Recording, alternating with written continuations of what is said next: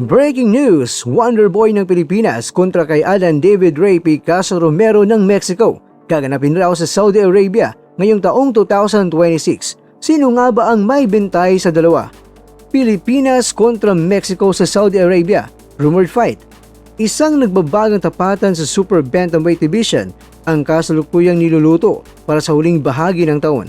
Opisyal nang pinaplano ang hakbang ni Carl James Martin kontra yan kay Alan David Ray Picasso Romero na gaganapin sa modernong entablado ng Saudi Arabia ngayong 2026. At ayon sa nakalap natin na impormasyon, ito na ang itinuturing na pinakamatinding pagsubok para sa walang talong Pinoy contender na si Martin.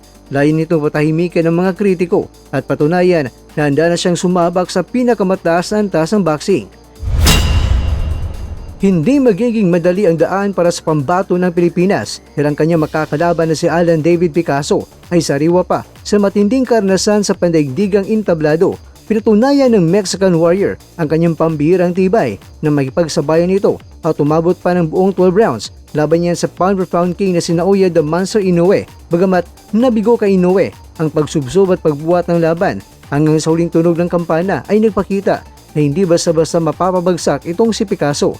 Kaya naman mga kwento, narito ang pagsusuri sa magiging tapatan ng dalawa sa 122-pound division gamit ang opisyal na record ng dalawa.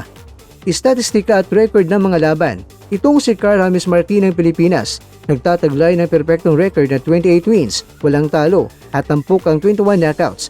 Taglay niya ang matikas na 75% na knockout ratio na nagpapakita ng bigat at pagsik ng kanyang mga kamao.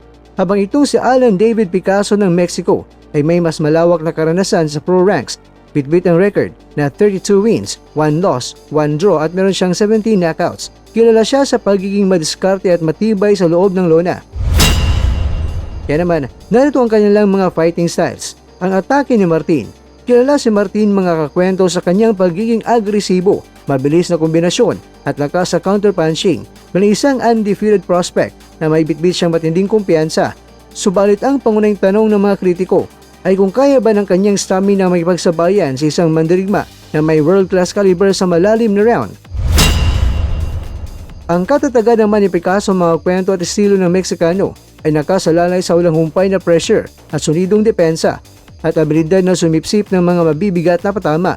Ang karanasan niya laban kay Inoue ang magiging pinakamalaking sandata niya. Alam niya kung paano makaligtas at pumalag sa harap ng isang elite puncher. Kaya naman, narito ang susi sa tagumpay o keys to victory. Para kay Picasso, ang target ay dalhin si Martin sa tinatawag na deep waters. Ang mga huling rounds, mga 8 hanggang round 12, kung magagawa niyang pasukuin ang stamina ng Pinoy sa pamamagitan ng body shots, malaki ang tsansa niyang makuha ang panalo sa pamamagitan ng desisyon.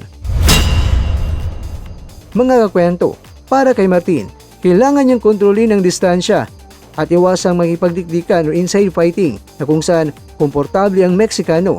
Ang pagpapakita ng bago at mas matalinong depensa ang susi para mapatunayan niya na mali ang kanyang mga kritiko. Kay Silver Boys TV nga pala galing ang impormasyon, ang Martin kontra Picasso na tapatan. At kay Silver Boys naman, ganito ang mensahe ng Wonderboy ng Bayan.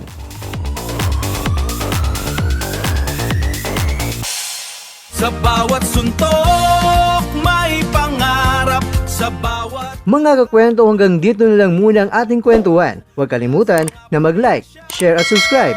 Ako po si Mr. Kwento. Ito ang mga kwentong maaring hindi pa nakwento sa inyo. Tayo ng boses ang hindi pa napapansin ng mundo. Samahan niyo akong busisiin ang bawat kwento at bawat sakripisyo ng mga mandirigmang mga Pilipino.